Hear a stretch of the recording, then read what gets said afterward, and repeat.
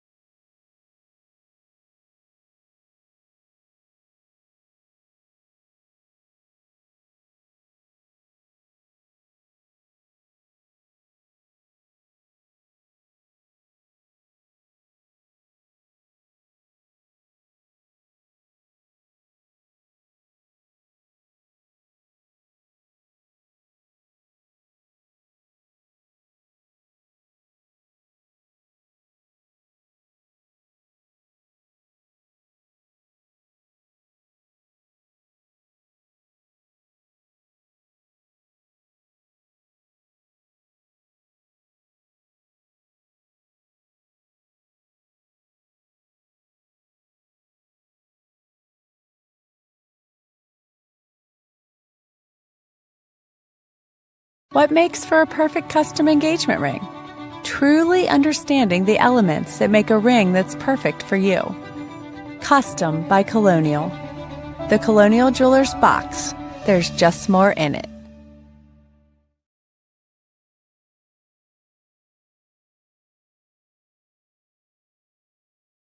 Sponsored by Atlas Wood Floors. Serving the area for more than 34 years. Wood floors, luxury vinyl plank. Anything that you put on your floor, they can handle it. Check out their Google reviews and give them a call today. 301-948-9663. That's 301-948. Wood. Be sure to ask for Jeff Koger or go to atlaswoodfloors.net.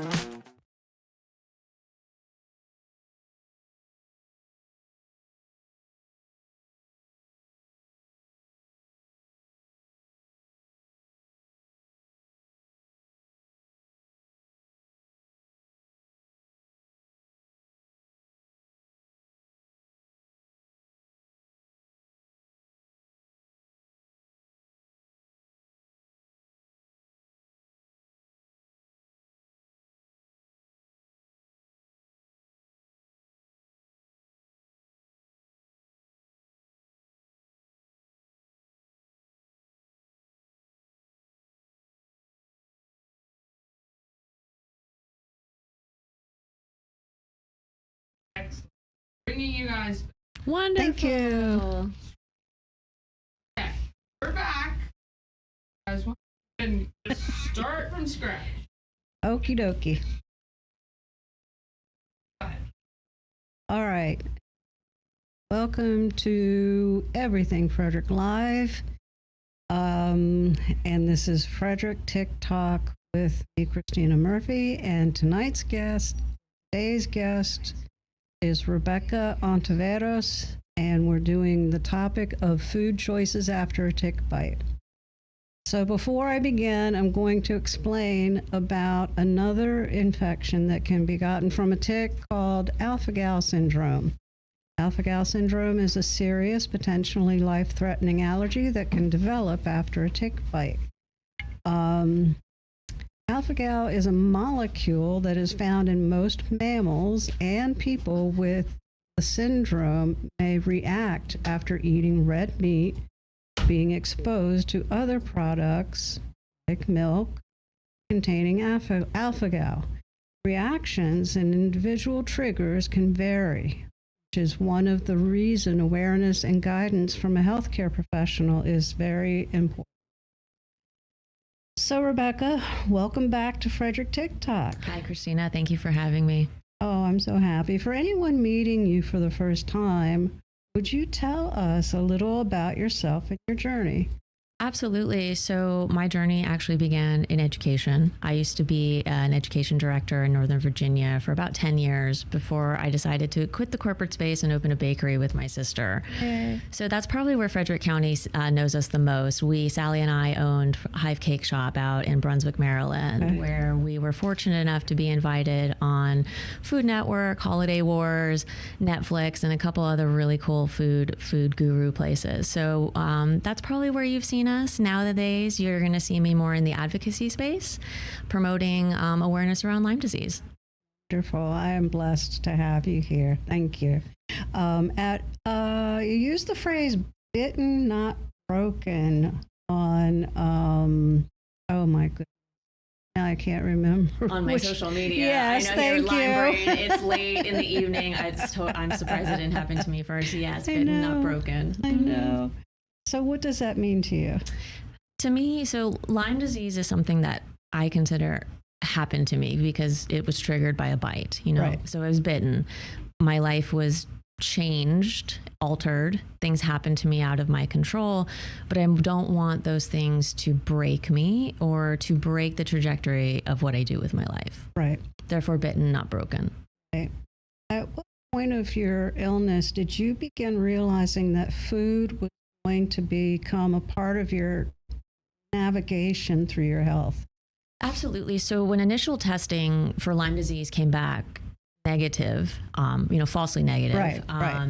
I got referred to some very, very well-known neurologists here in the area, and they diagnosed me actually with hemiplegic migraine, which is a very rare form of migraine that mimics strokes, which was actually Lyme disease, Right. but masking itself as something more violent, or equally violent, I should say. And so during that time, my neurologist said, hey, we need to start looking at your foods, because with migraines, food is a huge trigger.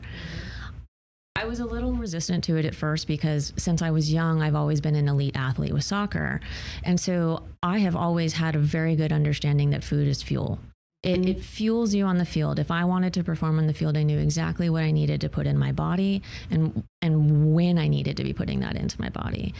So when nutrition came up, I'm thinking, wow, I understand what I'm putting into my body, but obviously there's room for improvement. So we looked at it. We started tracking everything. We cut gluten. We cut everything down to basic foods.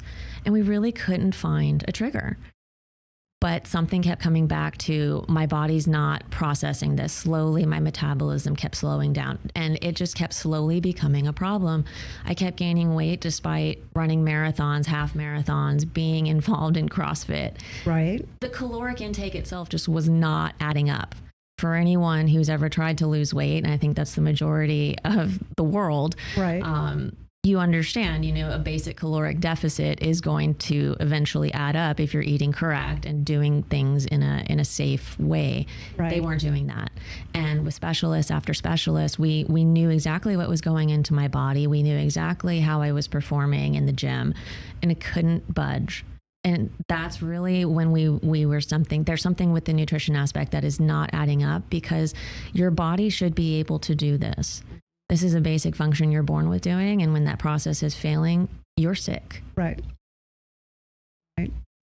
Okay. So when it suddenly becomes complicated, when someone is already dealing with Lyme disease and another tick condition, changing the way you eat can feel overwhelming. So was that transition like that for you?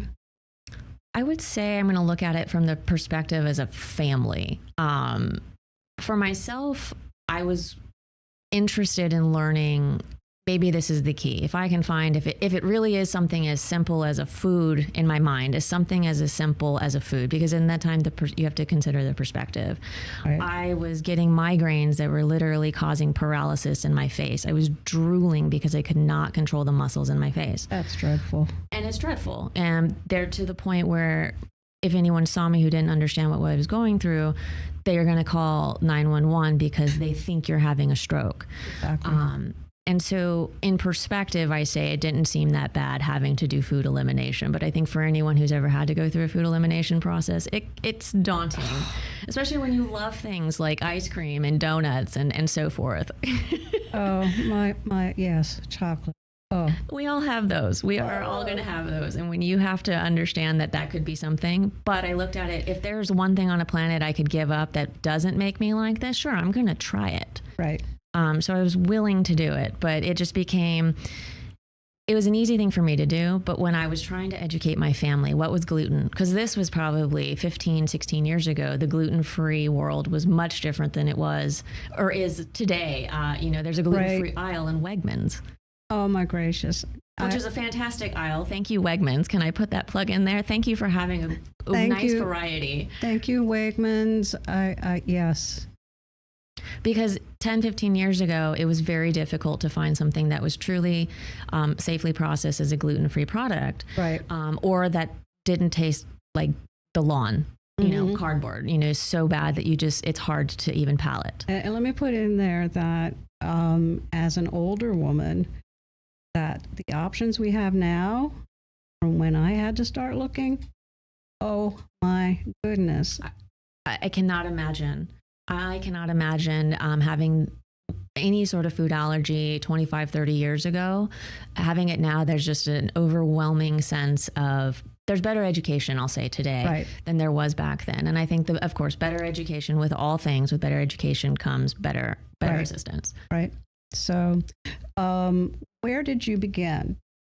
How did you start eliminating the foods? The neurologist wanted to start with gluten products. She was very concerned, like you have celiac or something. And I said, okay, fine. I've never actually tried to eliminate gluten. Let's do it.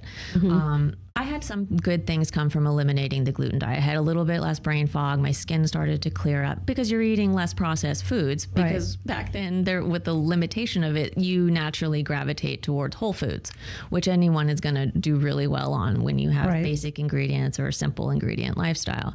But at the time, it was just gluten. And my family comes from, we're Latino, so you grow up on corn. Corn is gluten-free. Hold on, let me retract that. But you grow up on, I like flour tortillas. I'm probably the only person in my family who loves flour tortillas. And so for me, that was a big thing because you're starting to look at cultural habits when you start to change the way that you eat. And that became difficult at family times, where I had to start explaining to my family, like, okay, if you really want to support me, I'm not eating this to offend you. I'm not eating this because my doctor is trying to help me. And that was tough. Right. And I know that for a lot of families, when you're doing process of elimination, that's difficult because you're dealing with routines, you're dealing with schedules, you're trying to deal with convenience. And sometimes when you're trying to do that, there is no convenience because those products don't come readily packaged. I know. Is it made with corn or is it made with flour? Every time. And then you also have to get into, where is it processed? And when you get into things like alpha-gal, that is a huge thing where you have to take into consideration, how is my food being processed? Who's touching it from A to B? And that's really what the journey of understanding the processing of food is. Exactly. What's touching it along the way?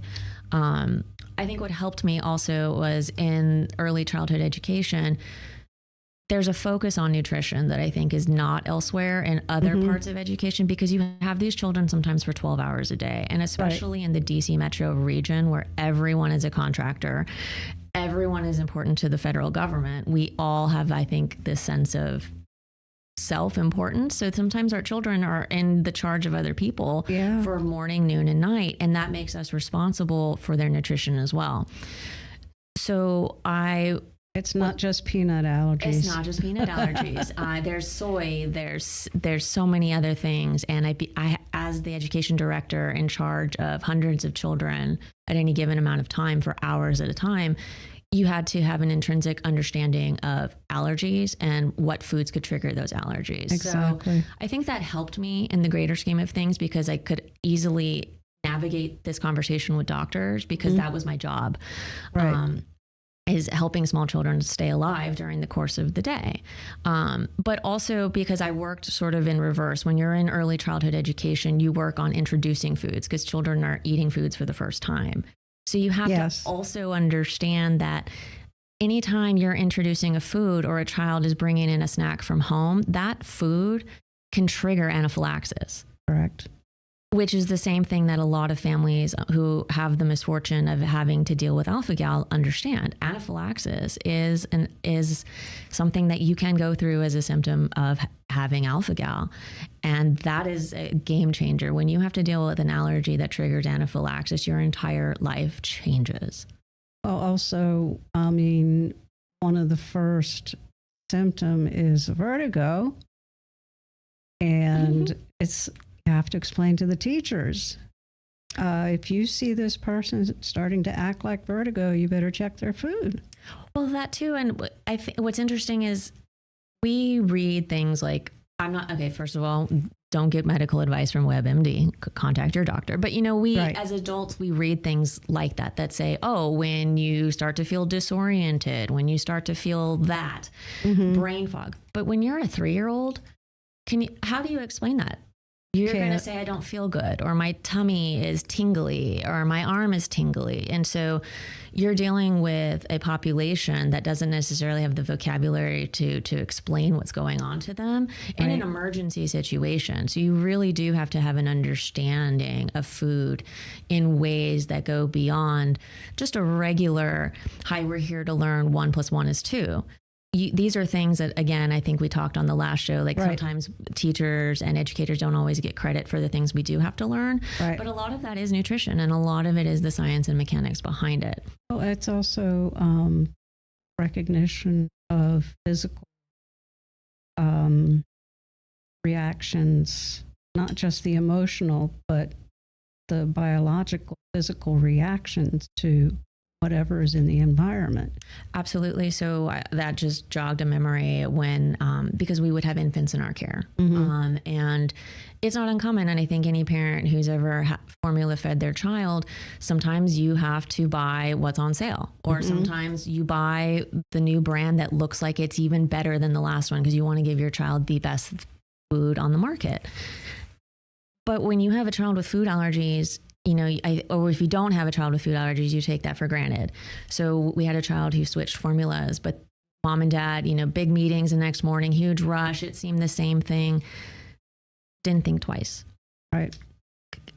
I think it was around noon. The teacher went to feed the baby, and the baby starts turning blue instantaneously. I hear screams from the classroom, and the infant classroom was right next to my office, for practical reasons. But, and thankfully for that day that it was, I just heard this bone chilling scream, and I run into the room, and the teachers, nothing prepares you for something like that. Right. And when they're an infant, you have a very, very small pathway in which to react. And so I'm fortunate in Virginia, where I was at the time, they put a lot of focus on medical training for admin. Right. And in that moment, I was able to react in time and did, my training kicked in. Emergency EMS eventually gets there, and they say to me, thank you for remaining calm in a situation like this, because had you not acted, this child would not be here. Right. And I don't mean to say that to be like, wow, I saved this person. I rarely actually think about it. It's more of to show this is how serious this can be when you have children who cannot vocalize for themselves. Correct. And so when you have something like alpha-gal, where a child may not even know they're getting bit by a tick. Correct. They're out in the woods, they may scratch it off themselves and never tell mom and dad. So you could never know. Right. That's the truth. That's the truth. All right, let's move to sugar. I know sugar all too well. I'm a sugar artist, so here we go. Yes, here you go. I know. What do you want to know about sugar, Christina?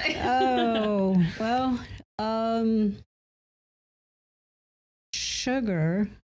How hard was that for you to get rid of? I know in my story that it was difficult, but in my story, because I have Lyme, and Bartonella, I know that sugar activates bacteria. Yes, it does. The biology behind that is 100%, because the sugar is their food, essentially. Right. When you're consuming the sugar, and it's not just refined sugars either. We have to consider there's sugars and there's carbs and sugars in things like fruit, Right. So we have to be cognizant of that. And right. When I'm sure you found that out along the way too, as you're trying to starve the bacteria of the sugars. That was, I would say, it was difficult, but probably not as difficult as it could have been. And I say that in comparison because my sister's the one in the family with the sweet tooth. Okay. I had a sweet. I like the things that I like, but she was always the one like trying to raid my Easter basket. I'm the one that's like, I'll hold off. I'll have some self-control. And she would already inhale like 2 bunnies. So right. I think for her, it may have been more of a catastrophe. But when it came down to, having to really starve that bacteria, because I think everyone on their Lyme journey will hit that point where they have to wow, this is difficult. It was hard because I like fruit. I like fresh things. And you have to do without when you're really getting into the nitty gritty, depending on your protocol. And for me, that was one of them, because the better I got, despite all the things we were doing to fix my gut, and a lot of Lyme patients always hear that, we're fixing the gut. Right. As my gut became repaired and as I could retain nutritional value from more and more foods, I wanted more and more sugar. Right. And that was strange because I was wanting it so bad that I was even craving bad sugars for me. And I knew that was completely different for me. And that just proves for anyone out there, I think, please go research the mind-gut connection, because there really is something. And for Lyme patients, or for any of the tick-borne illnesses with Babesia and Bartonella, because you and I were the same, we have the trifecta in that. They really do drive it. And it's almost like you feel madness. Like for me, I'll say like, it becomes like manic when I want the sugar. I'm like, I need the sugar. I need it. And I'm not that way. It's like an addiction. And it does.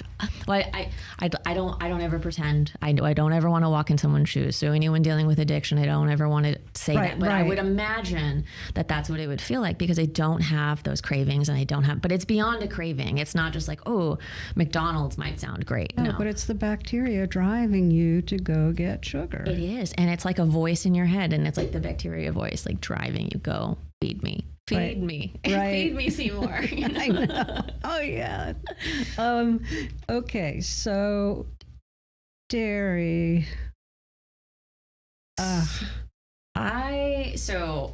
I drew the line at dairy.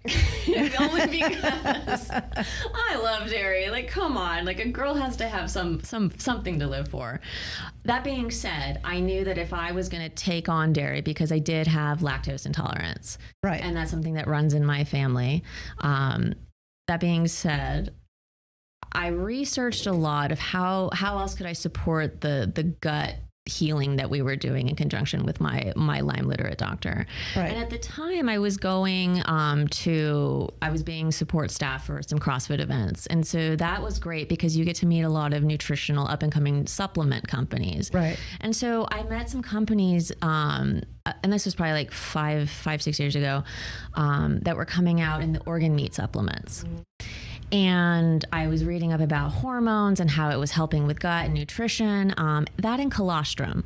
And so I started taking colostrum, and I started taking these bovine supplements. And I cannot tell you how much that improved my gut health. I've seen it change my skin health, my gut health, and I've seen a lot of other benefits from that. But the colostrum itself really helped me get to the point where I could tolerate dairy, and not just tolerate it, enjoy it. And without getting into the scientifics, I encourage anyone, go look up colostrum, go look up what it is. There's differences. There's something you could probably find that works for you. But it worked for me because, again, it's repairing the system that's already there. Not creating a new one, repairing it, healing, true healing. And so after the colostrum, I was able to do dairy. And it's not just hard cheeses, because, if for anyone who has to get rid of cheese, like, well, you might be able to tolerate the hard cheeses, or you might be able to tolerate the goat cheeses, or those things. I can actually tolerate most dairy without any sort of issue. That's good. Yeah, I ended up where I'm making my own milks. Interesting. And I make frosting from cashews. And okay, you'll have to teach me that recipe. I've never done one of that. But see, I love cashew milk. And see, I prefer the nut milks over the actual dairy milk. For me, they taste better. So we'll have to share recipes. Oh, girl. Yes, I will for sure. Now, what you can have versus what you can't have.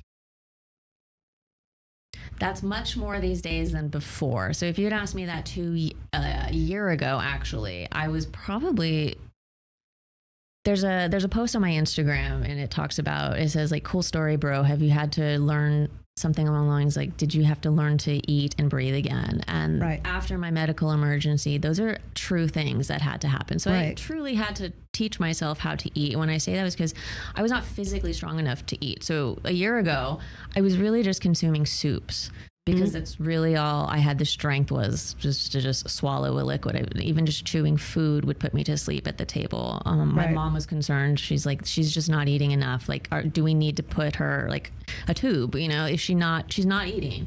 And so my doctor, he actually has in his office a nutritionist. And so she works with a lot of patients, and even though he recognized like my struggle with Lyme and the other Babesia and Bartonella wasn't necessarily focused on nutrition, because I was taking care of it more so than perhaps other people had beforehand. But he made this recommendation, and I cannot wait to share it with you. It was basically this microbiome veggie mash that literally anyone can do. So you go to the grocery store, and here in Frederick County, I love to go to H Mart. Because the veggies are very fresh. They're very affordable. So I like to go there. But another reason was he mentioned it's important to get vegetables that you don't normally eat. Exactly. Yes. And I'm thinking that's brilliant, because I eat vegetables, but I consistently eat the same ones because those are my favorite. You know, carrots, lettuce, things that are heavily farmed. Yes. But when you go to H Mart, you're seeing all of these great exotic fruits, veggies, everything. Things from overseas that are being important that I have never eaten. And even as a foodie myself, great. This is also fun. So I go there, you get about anywhere from 10 to 15 to 20 different vegetables, 3 or 5 leafy greens, a couple mushrooms, things you can't pronounce, whatever. Put it in there. You blend it up and you make a mash, and it looks like minced stuff. And you're like, oh my gosh, that. I won't presume to say what you're going to say. I'll tell you exactly what I said. When I said, there's no way I'm eating that. Oh my gosh. I'm eating some craziness, but not that. You don't taste the vegetable that you think you're going to taste. The preconceived notion that I was like, oh, that's going to be terrible. And I'm going to say that for me, it was mushrooms. I was never a mushroom fan. It is a texture, consistency kind of thing for me. But now I love mushrooms because I fixed my gut. Adding in a tablespoon of this into the soup broth not only made the soup better, but I started to get the micronutrients into my gut, and it started to heal it. That made me feel so good. And it was something that we could actually track with my doctor from start to finish. Like, once we were using this, wow, Rebekah actually improved. So for that is a very affordable way, and you can freeze it. I have frozen packs, so like I just go break off a chunk, throw it in my little soup stock, and there is my microbiome fix. And it's fresh. It's wonderful. I cannot thank him enough, and that has been a game changer. Okay. Now that we know that we can have this microgreens mash, we're going to go to a commercial so that she and I can exchange recipes. So enjoy the commercials, and we'll be right back. Sponsored by A&S Construction is a local and award-winning woman and minority-owned business located right here in Frederick, servicing Frederick County and surrounding areas. A&S Construction specialize in roofing and siding, windows and gutters, and they can even build you a new patio or deck. Call 301-703-2157 or email info@ansconstruction.net. You can get $750 off any roof or siding replacement, or $50 off any roof repairs. Just tell Sandra that Danny sent you.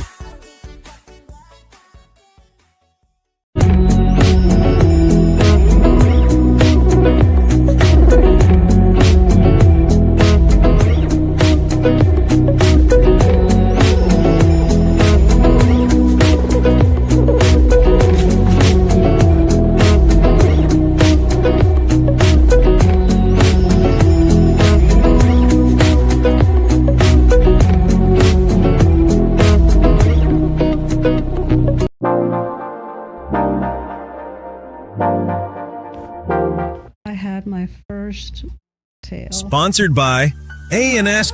What makes for a perfect custom engagement ring? Truly understanding the elements that make a ring that's perfect for you. We're back. What makes for a perfect custom engagement ring? Truly understanding the elements that make a ring that's perfect for you. Custom by Colonial. The Colonial Jewelers box.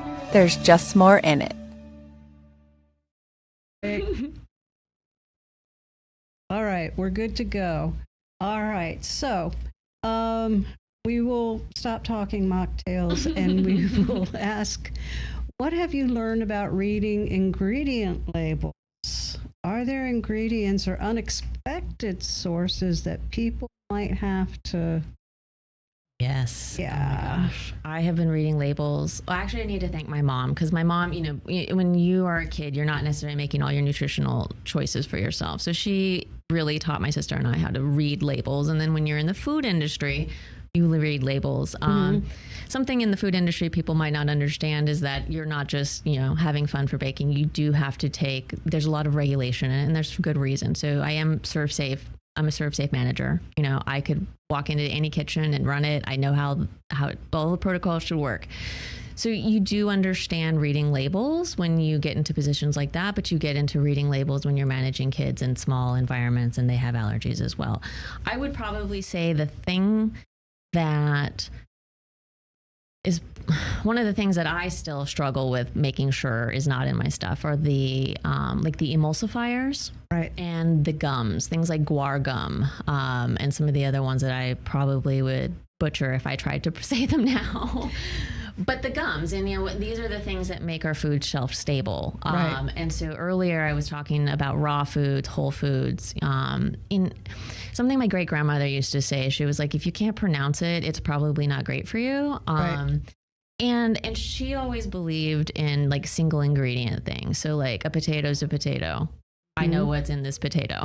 Right. But when you start looking at these ingredients, they start to be like a couple inches long on the back of that food thing. That's when you really need to start looking, like, what is in that? Those are the preservatives. If it starts sounding sciencey, really consider what you're putting into your body. Right.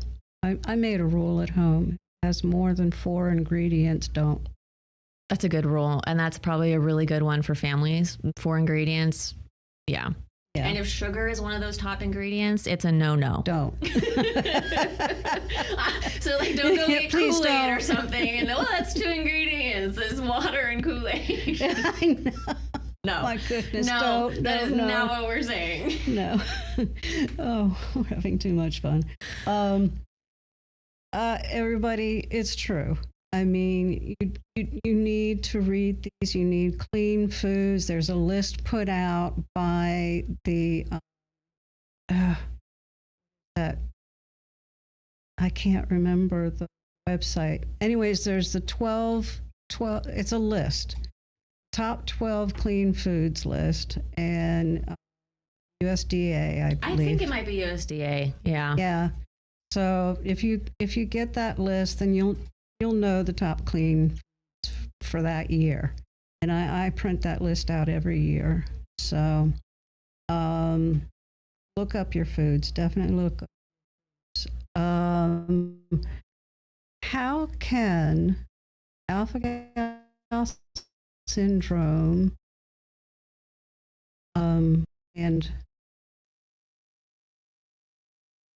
I want to say the other tick bite diseases, because there's over 62 different tick bite diseases out there, and I'm probably forgetting a few of them. How can it change someone's relationship with food? So I had a friend, I think she's now in Florida, but she was one of the very, very first people in our country to be actually diagnosed with alpha-gal. And this was several years ago, probably, easily over a decade ago. And being her friend, watching her do this, because watching her, I was sick, but we didn't know it was necessarily Lyme disease. But watching her have alpha-gal was interesting from the perspective of, she would have to, before going to a restaurant, talk to the restaurant staff or owner to see as far as what meats touch what portion of the grill. Right. What vegetables were touching this? Like, do you have a separate grill for your meats? Do you have a separate grill for your vegetables? What does your fryer use? And that's when you start getting into the term of cross-contamination. Right. She would have to go that far to see if a restaurant was safe Right. for her to eat. Because if it didn't matter if they had not necessarily touched the right then and there, but if it had not been properly sanitized, then she would actually go into anaphylactic shock right then and there had it touched it. And so I think people take for granted being able to go into a restaurant and it's not just as simple as, please don't put peanuts in it. we need the peanuts to not be there and that's meat. That's a meat product. And like you said earlier, but it's not just a meat product. So for myself, I have been tested for alpha gal, but my test does not necessarily ring positive. However, I have some very violent reactions. Like I can no longer eat pork. Right. I grew up on meat. Like I grew up in Alaska. Like subsistence is life. You hunt, you fish, you like stuff that is meat. Sorry to all the vegans. I actually tried to be vegan. I couldn't do it. So like, it comes back down to I love cheese too much to be vegan. Right. But so I can't eat pork anymore. And it's the smell alone of pork cooking. Oh, yes. Makes me nauseated. I will no longer be able to eat. And it's really unfortunate because my dad, like growing up, one of our famous Midwestern is chili. Yes. With green pork, is a green chili and pork because we're from Colorado. And so, I mean, oh my gosh, that is a childhood staple, that and a fresh flour tortilla. And I just told you, like, RIP tortillas for Rebekah. So, you know, again, you're going down to my childhood memories, your cultural heritage. Those are things that change. When my dad goes to make that, which is a comfort food from his childhood, so he makes it all the time, I can't be in the same room. Sorry. And so, you know, that's tough. And, you know, but I'm at the same time not going to go to a restaurant and demand that, you know, please don't cook pork. So I have to take those adjustments, and I make those adjustments in my life. And I think not everyone understands that, you know, sometimes I just can't go to a restaurant because of something like that. Not because I don't want to patron them. It's just because I don't want to be sick for the next couple days. Correct. The emotional side of food. Talk a lot about when someone can't eat certain food and comfort, like you said, tradition, connection. What is the grieving process like, and do you miss the times before you became ill? Oh, those are good questions. So when Sally and I opened the Hive, we wanted it to be a place of community. And that's something that we always have said in all of our interviews going back to the very beginning. And for us, that's because food is community. Food was always, you know, you're sharing food when you're sharing stories around your family table. Those were always the memories that we had as kids. And even when we traveled, we were fortunate to be able to do some world travel. That's something we always saw in common around the world was food is a common denominator when you share stories and you share culture. You know, we all have stories with our grandparents. We have stories of we made this with our friends. That's how it changes. And so after the Hive, you know, that was something that we wanted. That was part of the magic. We wanted everyone to experience what we had through our food. And we wanted people to experience the world through our eyes, through food. That changes when you can't eat the foods that you used to love. I tell my family all the time, I almost wish that I had been born this way. It's cruel sometimes because you have memories of how amazing this was. And those memories are tied to, wow, I had this at my second Christmas at my aunt's house, or I had this amazing product when we did this in Arizona. And that's tough because you're like, wow, I can never do that again. I will never feel that because I can never eat that food again, ever. There's some finality in that that's very difficult to digest. Right. It's difficult, and if you had to say something to someone who has just been handed the list of foods that they can't have, and they're thinking, what do I do now? It gets better. There is hope. I promise you. I promise you. I eat really great food. Most people would never guess that I have the dietary restrictions that I do. Right. I don't do that on purpose. I have found creative ways to enjoy the foods. And I mean, this planet has so many diverse foods. So like, I think it was just kind of getting out of my own headspace, like, oh, I can't have these things. I can't do this, you know, and we all can talk all day, but there really is something to mind positivity. And when I changed it to like, okay, let me experience these new foods. Right. from the foodie aspect, I think that really helped me, because now I'm learning how to cook all these different meats, because my diet is very much focused on like fermented foods like kimchi, pickles. I'm also eating a lot of, I don't eat raw meat. Hold on, Rebekah. Don't say that, Lyme brain. I eat a lot of meat. So that's like steaks, because I work hard to make sure that as my alpha gal it doesn't progress, and I'm working on, desensitizing myself with things like that. And so I try to eat a lot of red meats, but I'm eating a lot of fresh vegetables. I'm going to the farm stands. I'm going to these wonderful places here in Frederick County, even in neighboring Loudoun County. We're fortunate enough to have really healthy farms. We are blessed with some of the most magnificent farms here in Frederick County. Absolutely. Just yesterday, I was having breakfast with a girlfriend here in Frederick. Actually, I'll plug her. She's Sharon Volpe. She owns Frederick Window Tinting. I was dropping off fresh peaches, and the peaches I have on my farm, they're pesticide free. We grow them right off the farm. I was sharing that with her. But on the way back home, I think we take for granted how amazing that is. On the way back home, you can stop at these farm stands. And I think if we made a little bit more effort to stop at these farm stands and buy fresh and buy local, you can make very easy adjustments to your regular diets. So it isn't like, oh my gosh, now I have to spend a fortune. I don't know what these words are. I don't know what gluten is. It's not as hard as it seems. There are so much good foods out there, and I still eat desserts. And trust us, you can reach out to either one of us and find out. I'm a health coach. She was in the health industry as well. So if you need anything, you can reach out to us and ask questions. Send us your questions, please. We want to that you are listening. Oh, and by the way, if you're watching tonight, please ring that bell, okay? Subscribe. Okay? We need you. And I think that our community needs us, all right? So, Rebekah, through this experience, what have you learned that you wish the doctors, families, restaurants, and the general public understand about living with dietary restrictions? Dietary restrictions are something that really change the framework of how you hit every day going. Like how when my toes hit the ground, you really are thinking, what's my next food decision? Right.